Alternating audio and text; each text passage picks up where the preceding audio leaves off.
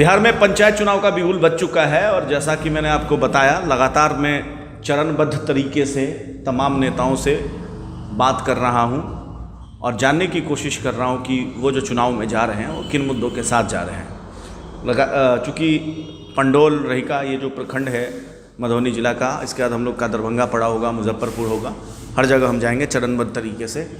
लेकिन जो मामला है, जो मुद्दा है वो क्या है? चूँकि रहिका हो प्रखंड हो या पंडोल प्रखंड हो, ये जो प्रखंड है यहाँ पे मधुबनी ज़िला में पहले चुनाव होने हैं, तो पहले हम यहाँ के हालात आपको बता रहे हैं। हमारे साथ पवन यादव जी है, इनका विस्फोटक इंटरव्यू आपने देखा, एकदम अनंत सिंह स्टाइल में इन्होंने जवाब दिया था। हालांकि इन्होंने ये नहीं बताया कि चुनाव लड़ेंगे या नहीं लड़ेंगे, लेकिन हमारे पास जो खबर है वो इनकी पत्नी चुनाव लड़ने वाली है, ये हमारे पास पक्की खबर है। तो आज फिर इनको पकड़ा हूँ मैं और इनसे जानने की कोशिश करता हूँ कि इनकी पत्नी या ये किस पद के लिए उम्मीदवारी देने वाले हैं। ये मैं इनसे ही जानने की कोशिश कर रहा हूँ। जहाँ तक हमें खबर है वो ये है कि ये मुखिया पद के लिए इनकी पत्नी जाएगी। स्वागत है आपका। धन्यवाद आपको भी और आपके चैनल को भी। क्या पूछना चाहते हैं? नहीं, मैं ये पूछना चाहता हूँ आपसे कि आप चुनाव लड़िएगा ना? चुनाव मैं नहीं लड़ूंगा, मेरी पत्नी लड़ेगी। मैं सहयोग करूंगा, आपको कल भी बताया और आज भी बता रहा हूँ कि चुनाव मेरी पत्नी लड़ेगी और समाज के साथ उनका सहयोग करना मेरा काम है और ये मैं काम समाज के लिए करूंगा। आप बार बार मेरे पीछे पड़े हुए हैं, तो आप जाइए सागरपुर पंचायत, वहाँ उनसे मिलिए और उनसे पूछिए। हमारे पीछे जो आपको भेजा जा रहा है, पूछा जा रहा है, हम ना कैंडिडेट हैं ना हम इसके विषय में बताएंगे। जो कैंडिडेट है वही बताएगी।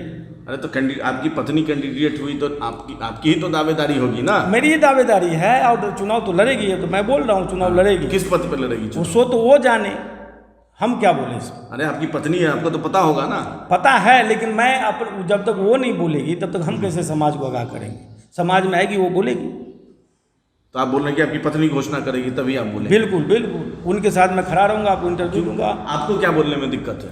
कोई दिक्कत नहीं है, लेकिन कैंडिडेट अगर बोले तो बेहतर है।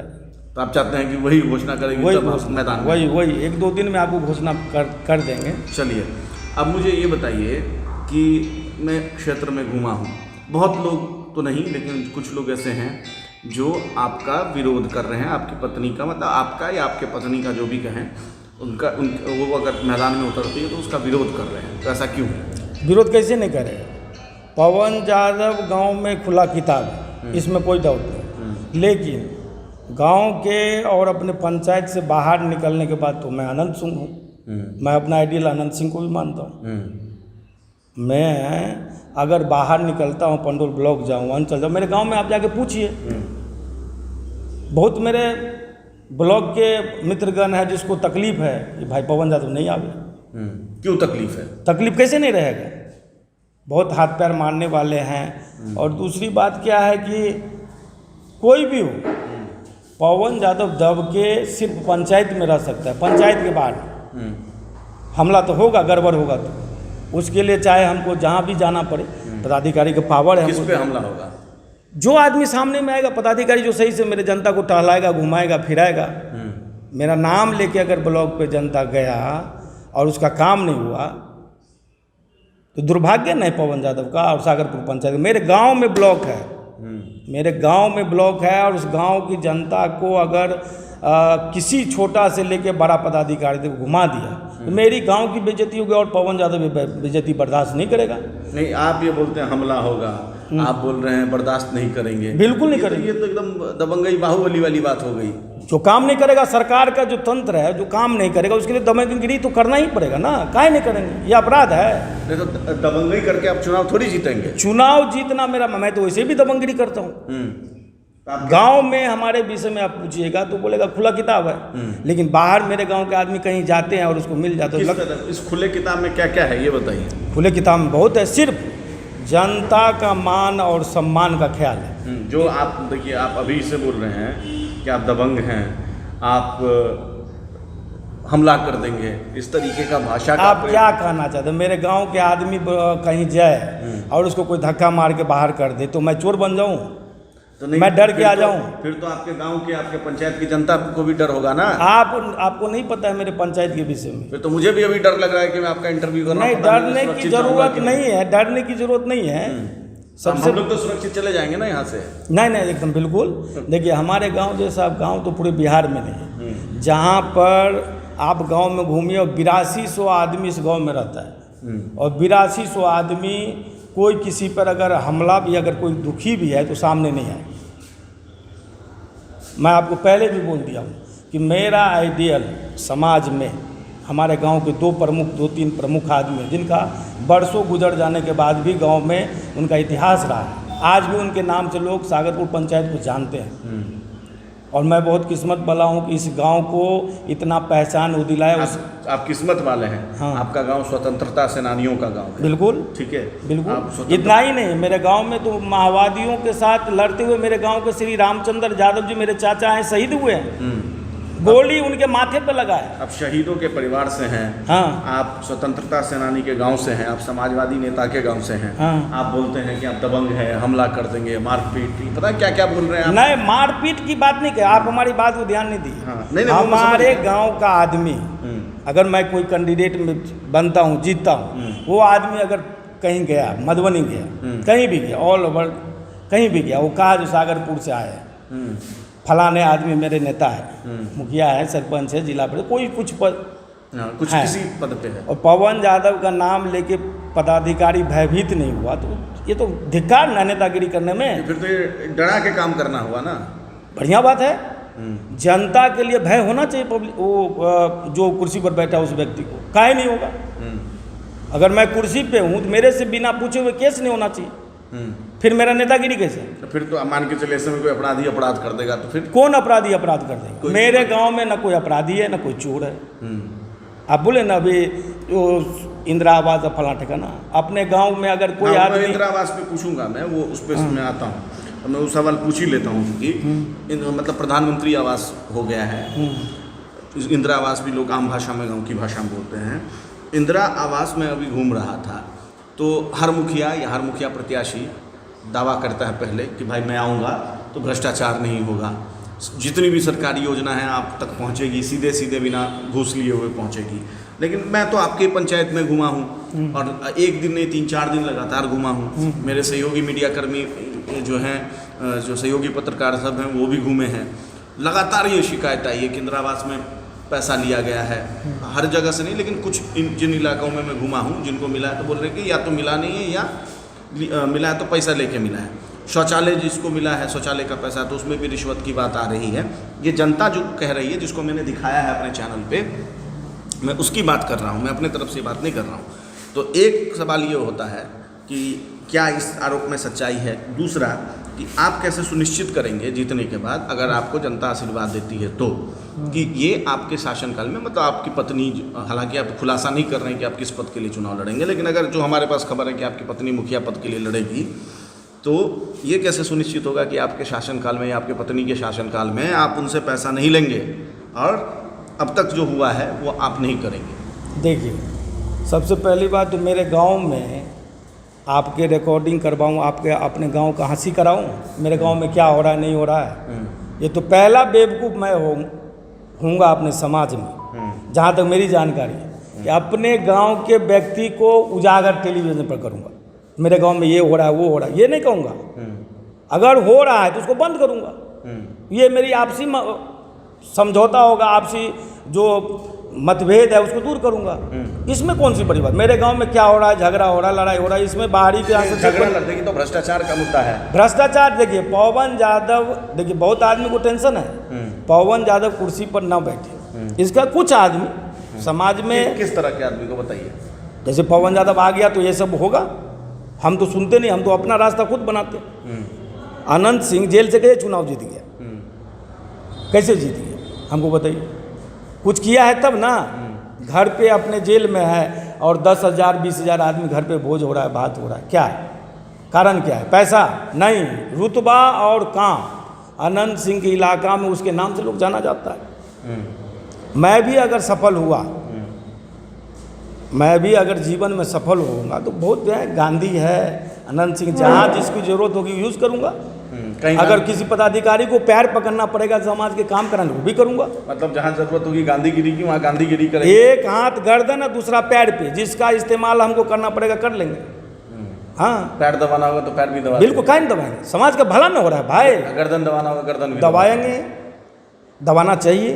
हर नेतागिरी करने वाले को ये सोच रखना चाहिए। डर के दब के कितना साल, अरे 60-70 साल न जीजिएगा आप। इंदिरा आवास में पैसा मिला? कुछ नहीं, हम इस विषय में बोलेंगे। घूस लगा है? कुछ नहीं, कुछ नहीं। बोल ही नहीं रहे हैं मतलब। हमको मिला है, हमको कभी नहीं 1 रुपया कोई मांगा।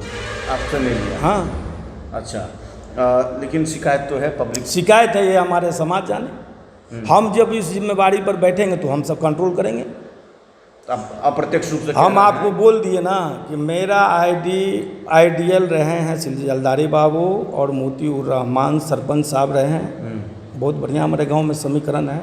उनकी विचारधारा को इस समाज में फिर से स्थापित करना, और जिसकी विचारधारा ठीक है उसका विकास भी ठीक रहेगा कि नहीं रहेगा, ये तो अब आने वाला समय बताएगा।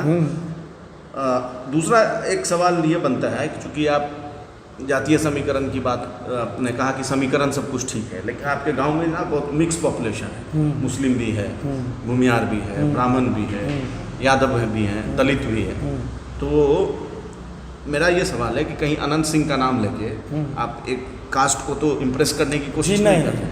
देखिए, हर आदमी में अच्छा ही होता है डॉक्टर। दूसरा एक और इसी में सवाल सुन लीजिए कि इस सब समाज का वोट जब तक नहीं मिलेगा आपको तब तक आप जीतिएगा नहीं। देखिए, तो सब समाज का वोट मिलेगा कैसे आपको? सभी देंगे। मैंने वर्क किया, नहीं मिला फिर वर्क करेंगे। आप जगह दिल में बनाइए, आपका वोट आपको मिलेगा। अगर आप जगह बनाए नहीं करते, खाली वोटे चाहिए, कोई बोलता है हम पैसे पर खरीद लेंगे, कोई कुछ कर ले, हमको तो काम करना नहीं है। मैं आपको बता दिया कि मेरे विचार ठीक है, और जिसका विचार ठीक रहेगा उसका वोट भी मिलेगा। हमारा समाज देख रहा है कि मेरा बेटा श्री मुरली यादव का बेटा 7 साल से समाज में रह रहा है, और किस गतिविधि में, समाज के तीसरी आंख है, 2 आंख नहीं है, तीसरी है, और तीसरी आंख से समाज गेन कर रहा है, देख रहा है। बर्दाश्त के लिए हमको तो रोज़ 100-150 फोन आता है, क्या क्या कर रहे हो, कुछ समझ में नहीं, फलाना ठिकाना। बर्दाश्त के लिए किसी की सम्मान की बात है, सागरपुर पंचायत की इज्जत की बात है, उस पर ध्यान रखते हुए आगे करूँगा। चलिए, एक आखिरी सवाल पूछ लेता हूँ आपसे। अगर आप जीतते हैं तो 3 ऐसा काम जो सबसे पहले आप कीजिए। देखिए, मेरा 3 काम, सबसे पहला काम होगा जो बिना पैसा का होगा, वो है सागरपुर के कोने कोने से रोड पे शौचालय बंद कर देना। ये मेरा पहला काम है। मैं समाज की कृपा से करूँगा, अकेला नहीं लड़ूंगा। सफाई ये सबसे जरूरी। जो हमारे गाँव आप आइए तो नाक मूंद करके नहीं है। दूसरी बात, ये मेरे गांव में गरीब आदमी अगर रात को बीमार होता है तो उसको पैसा खोजना पड़ता है, क्योंकि किसी के घर में, बहुत कम व्यक्ति ऐसा है जिसके घर में 10,000 रुपया एक बार नाइट में निकल गया। मैं उसके लिए 1 से 2 लाख रुपए का इंतजाम एक कमेटी बना के करूँगा, जो 1-1.5 महीना के लिए उसको मिलेगा। ये मेरा समाज भी हमारे साथ रहेंगे मेरी जिम्मेवारी में। और बीमार होने के बाद जितना टारगेट हॉस्पिटल पे उनका रहता है उतना ही पैसे पर भी रहता है। पैसे का समस्या खत्म हो जाएगा तो जहाँ तहाँ इलाज करा के आएंगे, फिर ठीक हो गए तो पैसा दो। किसी का पैसा कोई तो देवे करता है, ये व्यवस्था मैं करूँगा। दूसरी बात, अगर कोई आदमी काम करना चाहता है, उसके पास पैसा नहीं, तो सरकार का तंत्र है, कोई गरीब हो या मसूमात हो, कोई उसको गाय एक फ्री में हम, सरकार योजना है सरकार का, उस योजना के तहत उसको फ्री में मुहैया कराऊंगा। इंदिरा आवास और शौचालय बिना घूस। देखिए, मेरी विचार ठीक है, वो ऑटोमेटिक ठीक हो जाएगा। मैं ये बोल रहा हूँ कि पवन यादव के इर्द गिर्द रहने वाला, आप हमारे विषय में रिकॉर्ड पता कर लीजिए। पवन यादव, वो तो पता क्यों, तभी बार बार आपके पास आ रहा हूँ। मैं ये पूछ रहा हूँ आपसे कि इंदिरा आवास और शौचालय बिना घूस का लोगों को मिलेगा ना? मिला ही है भाई, उस पर नहीं जाइए, मैं उस पर टीका टिप्पणी नहीं करूँ। कौन आपके शासन का एक आदमी कुछ बोल दिया, उससे क्या हो गया, उससे नहीं मतलब। अगर घूस कोई लिया है तो घूस लेने वाला अगर अपराधी है तो घूस देने वाला अपराधी नहीं है क्या? नहीं, वो है। मैं फिर मेरी बात नहीं समझे आप। मैं आप अगर आप जीतते हैं, मैं तब पूछ रहा हूँ कि अगर आपकी पत्नी मुखिया बनती है, कोई आपके लिए पास आता है शौचालय के लिए आवेदन देने के लिए, या इंदिरा आवास के लिए आवेदन देने के लिए, या उसके घर के बाहर पोल पे। देखिए, मैं ये आपको साफ बता दूँ, जिस दिन मैं इस कुर्सी पर बैठ गया या समाज आशीर्वाद दिया, मैं हमारी पत्नी को बैठाया, तो जिस वार्ड का जिसका काम है, उस वार्ड मेंबर जो अपना अपना काम करता है, या सरपंच बन जाइए और वार्ड सरपंच अपना खेती करने चल गया, ये सब बंद हो जाएगा। जनता से पहले जो जीत के आया ना उसको बंद कर दूंगा। जो तुम 2 घंटा 3 घंटा समय दो अपने वार्ड में, मॉनिटरिंग मैं करूँगा। मैं जिस कुर्सी पे रहूँगा मैं थोड़े जनता का काम करूँगा, तुमसे करवाऊँगा। औरों आदमी की तरह मैं थोड़े हूँ किसी लालच में रहता हूँ, ये नहीं। अगर कोई आदमी मुखिया है तो उसका सबसे पहला जिम्मेवारी है अपने 14 वार्ड मेंबर को टाइट करके रखना। वो एकदम सुई की नोक की तरह सीधा रहे। अगर वो सीधा है ना, ऑटोमेटिक सब चीज़ चलता रहेगा। जहाँ वहाँ गड़बड़ी हुई सभी गड़बड़ हो जाएगा। आप उसको इस्तेमाल कीजिए ना भाई। सरकार ये तंत्र जो बना के रखा है, वार्ड पंच, वार्ड मेंबर, सरपंच, मुखिया, का है पारदर्शी तरीका के लिए। तो कहीं ना कहीं जो प्रधान सेवक कहा जा सकता है मुखिया का, मुख्यमंत्री कहते हैं, उनकी कहीं सोच कमज़ोर होने के कारण ये सब आती है। हमारी जहाँ तक सोच है कि आदमी का अगर विचार ठीक हो, काम भी ठीक हो, इसमें कोई दो मत। और चलिए, तो बहुत शुक्रिया, आपने बहुत साफगोई से बात रखा। देखिए, ये पवन यादव थे, सागरपुर पंचायत इनका घर है, पंडोल प्रखंड के अंतर्गत, मधुबनी ज़िला। और इन्होंने जैसा कि कहा कि जनता के लिए गांधीगिरी करेंगे और उन अधिकारियों के लिए, अगर मैं ठीक बोल रहा हूँ तो, जो जनता का काम नहीं करते हैं, इनका ऐसा कहना है, उनके लिए ये फिर वो अनंत सिंह वाले स्टाइल में भी उनसे निपटेंगे। आशुतोष झा, हिंदी माइक बिहार, मधुबनी।